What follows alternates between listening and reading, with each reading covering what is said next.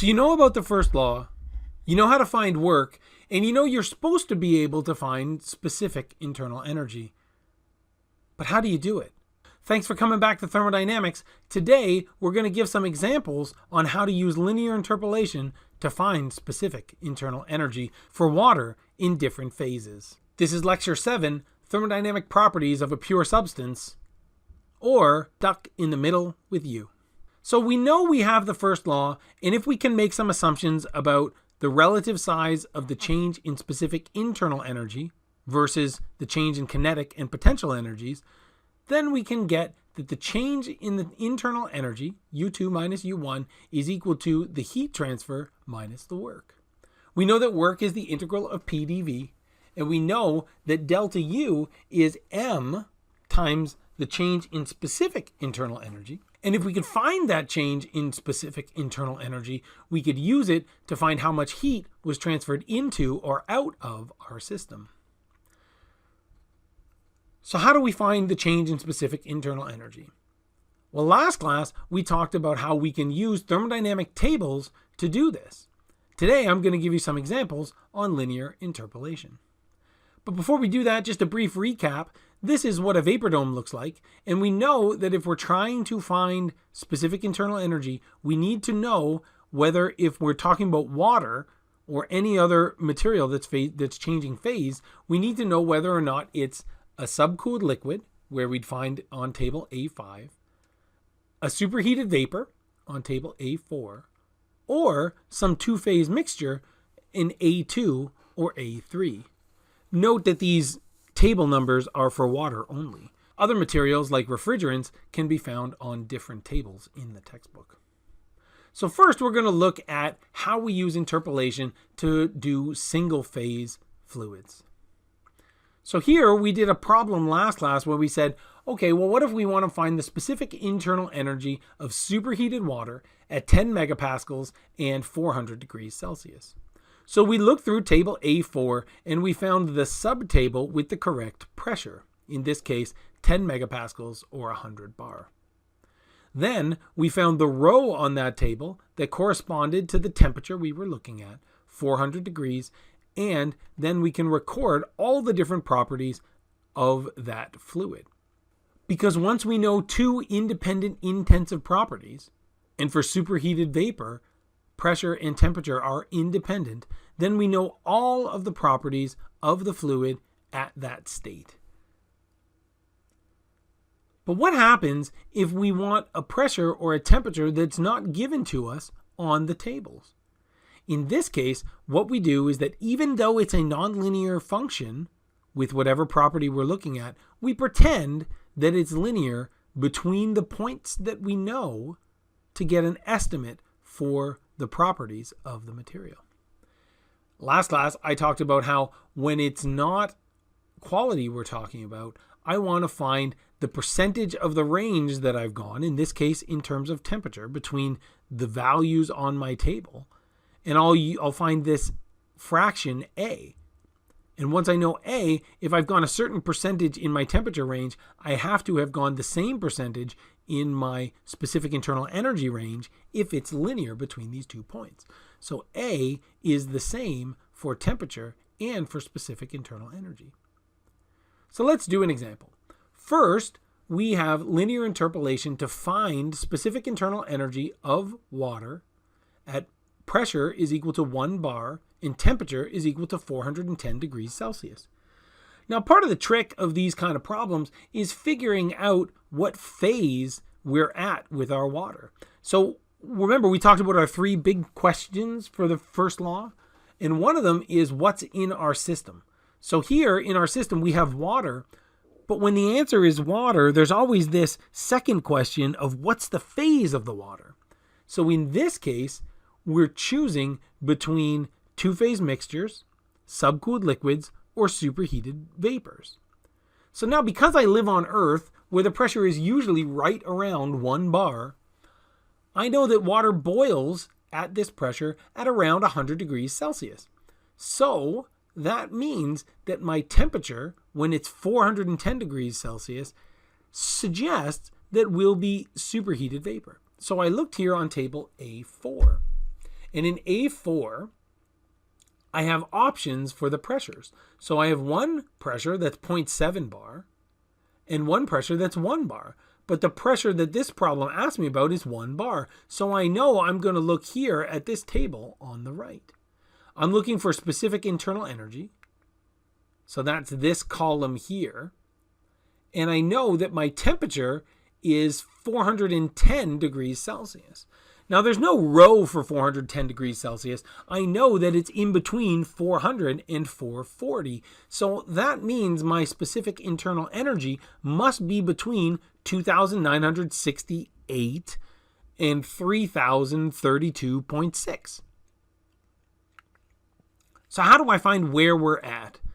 So first, I want to find my fraction A. So A is the temperature that I'm interested in, minus the minimum temperature in my range, divided by the maximum temperature in my range minus the minimum temperature in my range. And if I know A, then I can use this same equation, but change the temperatures out for specific internal energies. I can rearrange that equation to find an expression for the specific internal energy that I'm interested in. That's going to be the minimum specific internal energy in my range, plus A times the difference between the maximum and minimum specific internal energies. So let's try that out here. I can see that my value of A is 0.25. I get that because I have in my numerator 410 minus 400, that's 10. And in my denominator, I have 440 minus 400, that's 40. So I have 10 over 40, or 1 over 4, which is 0.25. I put that into my equation for specific internal energy, and I get a value of 2,984.1 kilojoules per kilogram. Now I look at this and I see that I think it makes sense because my value here seems to be closer to my lower number than my higher number. And I think that's what should happen because here my fraction is only 0.25. So I'm only a quarter of the way here. So I should be closer to 2968 than I am to 3032. So here's another problem. So now this won't be single interpolation, it will be double interpolation. So it's double interpolation because I don't have the right table for the pressure and I don't have the right row on the table for the temperature. So here I have a pressure. I want the pressure of 0.8 bar, but that's not an option. I have 0.7 bar and 0.1 bar. And that means I kind of have to make my own table for the values that I'm interested in. I'm looking for specific internal energy, and I know that my temperature is 220 degrees, so it's got to be between these four values. So here, these are different bounds, 2659.1, 2658.1, 2718.5, and 2719.3. Here we see these values are all sort of clustered together somewhat close, so hopefully we'll be able to see a number that's not widely different and not outside the range that's given by these four numbers. So I know it's kind of got to be somewhere in between these values at 1 bar and these values at 0.7 bar, and then kind of in between those values. So here, if I found the average value here and the average value here, then it would be somewhere in between those values. So I want to show you what this looks like graphically. So we're doing a double interpolation, and that means that we've got two different lines that we're interpolating on, and we want to find our point, which is going to be somewhere in the polygon that's described by these 4 points. So we have to interpolate twice. We can interpolate by temperature and find points in between these lines at the temperature, and then we have to interpolate by pressure. But we do get a choice depending on the order of operations that we want to do.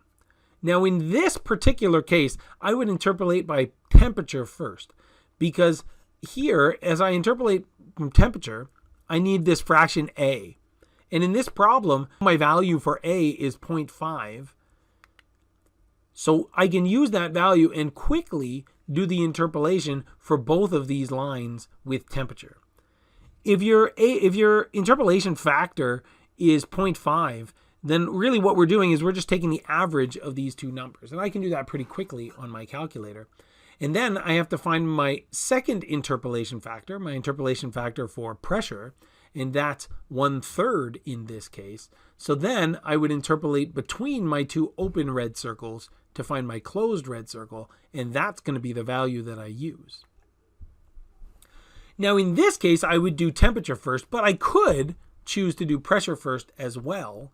In that case, I would use the interpolation factor B first.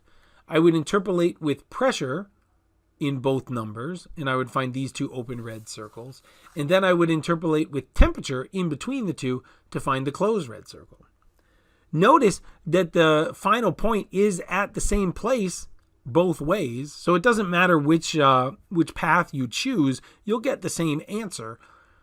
But in this case, because one of the values was 0.5, I would always try to do the easier one first because you end up doing the first one twice. So let's try this out on our chart. I have my first interpolation factor is 0.5. So I'm going to interpolate with temperature in both of these cases. So if I was finding the value in between these numbers, the average value, because A is 0.5, is 2,689.2. So that's what U would be at 0.7 bar in 220 degrees Celsius. If the pressure was 1 bar and 220 degrees Celsius, then I would have 2,688 kilojoules per kilogram. Now I have to interpolate between these two numbers, and B is 0.33, so I should get a number that's closer to 2689.2 than 2688.3. Here I get a value of 2688.9 kilojoules per kilogram. Now if you were doing this on a test, you might have noticed that these two values here are pretty close to the same. So maybe you would just go and start to look for a number that's in between that range. But sometimes the values are more spread out. We're just trying to learn the process here. So we can use this. We've sort of talked about this interpolation in terms of finding specific internal energy, but you can use this same process to find any different property. So in that case, I've defined these properties as Z here, and that Z is any property. So it could be a substitute for specific internal energy, specific volume, specific enthalpy, which is little h, or specific entropy, which is little s. So that's how we do superheated vapors. But how do we do two-phase mixtures, where we have some liquid water and some water vapor? So here we want to talk about quality. Now remember that quality is the mass fraction of vapor in my system. So this is the how much mass in my mixture is saturated vapor divided by the total mass. So quality always goes between 0 at saturated liquid up to 1 at saturated vapor. For any different property, I find that that property at a given quality is going to be the value of that property for saturated liquids, that we get a subscript F. So here we're going to look at specific volume here. So specific volume for subcooled liquids is V sub F plus the quality multiplied by the difference between that same property at the saturated vapor level minus the quality at the saturated liquid. Now sometimes, particularly for enthalpy, they've done the subtraction for us and they'll give us a value HFG. HFG is Hg minus Hf. So if I have a table that has something with the subscript Fg, then that means I already have a value for the difference between the saturated vapor minus the saturated liquid. In the tables in the textbook, this is really only given for enthalpy, which we'll end up using a lot as we move on through the course. So just a reminder, the values with subscript F, those are saturated liquid values. So those are on the left-hand side of our vapor dome. The values with subscript G are saturated vapor, which is on the right-hand side of our vapor dome. And we talked about how for enthalpy, there's HFG, which is the difference between the two. I guess there's one more thing that I wanted to talk about So there's one more thing that I wanted to talk about, and I think it makes more sense to do here on this nicer version of the table. When we're talking about saturated liquid specific volumes, they tell us here that this is VF times 1000. That means that if I actually want VF, I have to take the numerical value in this column and divide it by 1000. Because to get up to 1, we had to multiply by 1000. So this is sometimes a little bit tricky to remember. And one of the ways that I like to think about this is liquid water almost always has a density of approximately 1000. And we remember that specific volume is 1 over density. So 1 over 1000 has to be 1 times 10 to the negative 3. So here we do have to remember that these values we need to divide by 1000 if we ever need to use this value. So now let's get back to the examples. So now we're trying to find specific internal energy for a substance of water that has a pressure of 0.8 bar and a quality of 0.9. Now I really like when the problem tells me that there's a quality, because if I ever get a value for X, I know I'm under the vapor dome. So I know that I can either go to table, this is A3 because I'm given the pressure, or I could go to A2 if I'm given the temperature. So in this case, I know I'm trying to find specific internal energy. So I know my value has to be somewhere between UF and UG. I know my pressure is 0.8. I see that that's a row on the table, so I don't have to interpolate with pressure. So now I know that my specific internal energy has to be somewhere between 391.6 and 2,498.8. I see that my quality here is 0.9. That means 90% of my mixture is saturated vapor and only 10% is saturated liquid. So I would expect my number to be closer to this 2,500 than to 390. But let's see. So we're going to do linear interpolation, but it's a little bit easier when we have quality. So we know quality already goes from 0 to 1, so I don't really have to calculate A, because A was trying to get to a fraction between 0 and 1. Quality already exists there. So here I have some quality. I would go up. I would assume that UF, that the specific internal energy here varies linearly between UF and UG, and that U at the quality I'm looking at is the same fraction between UF and UG as the fraction described by quality. So quality is the mass of the vapor divided by the total mass. So it's some linear combination of these two types of fluids.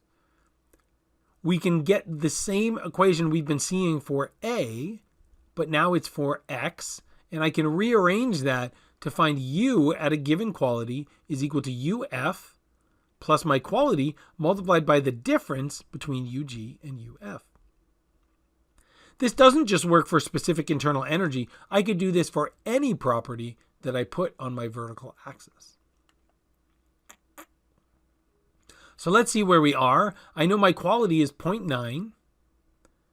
And then I put that into that equation where I take UF plus 0.9 times the difference between UG and UF. And the answer that I get is 2,288.1 kilojoules per kilogram.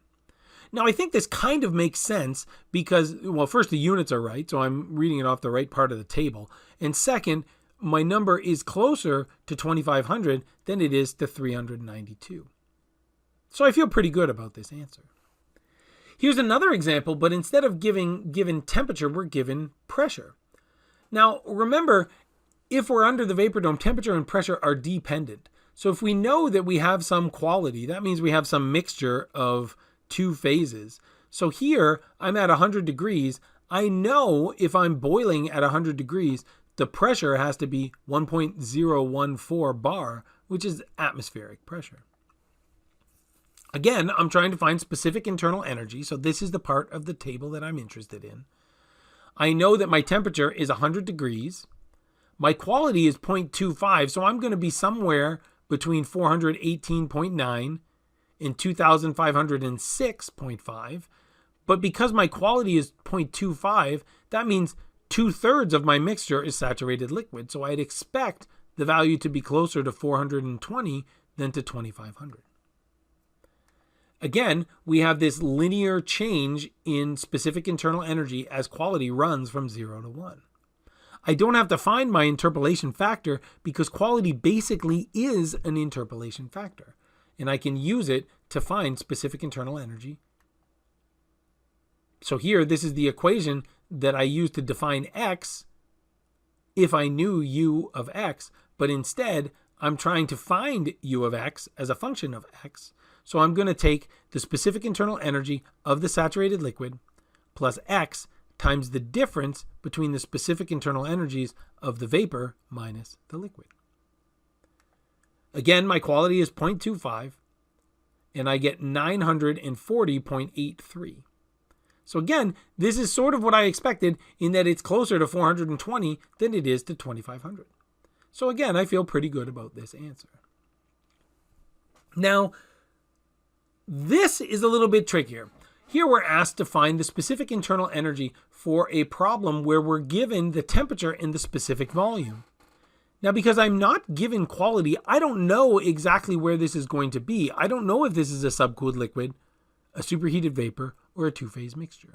Now, if you're in this case, my advice is always to start imagining that you're a two-phase mixture. Because if you're wrong, you should be able to figure out from that whether or not you're superheated vapor or subcooled liquid.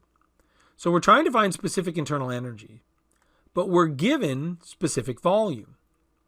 Now we know our temperature is at 100 degrees. So to figure out if we're a two-phase mixture, we have to ask ourselves, are we between VF and VG? So if we're between those values, then we know that it's a two-phase mixture. And this is where things get a little bit tricky.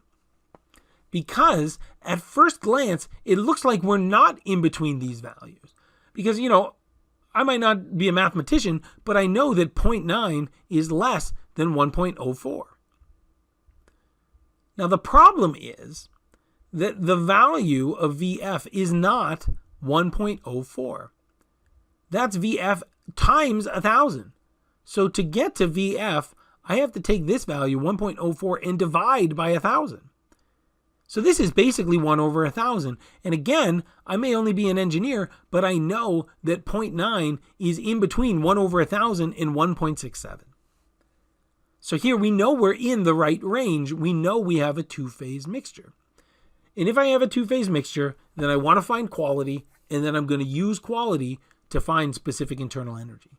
And I know that specific internal energy has to be between 418 and 2500. Now I'm not given quality, so I have to find it. So now I'm going to find quality because they gave us specific volume. Now, the expression for quality is the same no matter which property I'm going to use. So here I can see that X is equal to the specific volume at that quality minus the specific volume of the saturated liquid divided by the saturated vapor minus the saturated liquid. So I can rearrange that to find Vx if that's what I was interested in doing. But in this problem, I'm actually interested in trying to find what X is. So here I know V of X, I know Vf, I know Vg, and I know Vf, so I can use all of that information to find my quality. And in this case, I get that my quality is 0.53, or just about halfway between 1 over 1,000 and 1.67. Then I can use quality to find U at that quality by taking UF plus X multiplied by UG minus UF. And in this case, I get 1,462.7 kilojoules per kilogram. And that looks just about right because that's right around halfway in between UF and UG. So hopefully this lecture has helped you understand how we're going to fix states using the tables in the textbook. In particularly, we've looked a lot at how do we find specific internal energy for superheated vapors and for two-phase mixtures. Subcooled liquids work a lot like superheated vapors, but the tabulated data is a lot more sparse because these properties don't change very much once we get to subcooled liquids. So thanks very much, and I will see you next time in thermodynamics.